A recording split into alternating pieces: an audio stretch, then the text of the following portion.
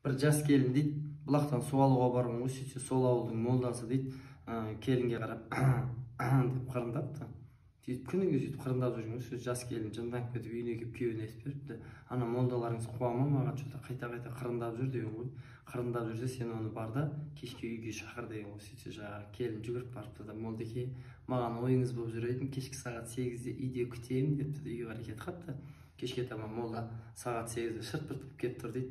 Молдеке, ана бөлмеге кіре беріңіз, артыңыздан барам деп сөйтті да жаңағы келіннің күйеуі кіріп барыпты. Сен немене молдеке, ұялмайсыз ба, сіз ауылдың бет-бейнесісіз, мынау деген не, мен келіншегіме тиісіп жүрсіз деген ғой. Ойбай, қолың болайын, ешкімге айтпашы, болды, айтқаныңды істеймін, айтқаныңды істеймін. Онда ана екі қап жемді диірменге тартып оңғып бер депті. Ойбай, молдекең тартып отыр, оңғып берген ғой. Сөйтіп одан кейін 2 жыл өтіп кетіпті.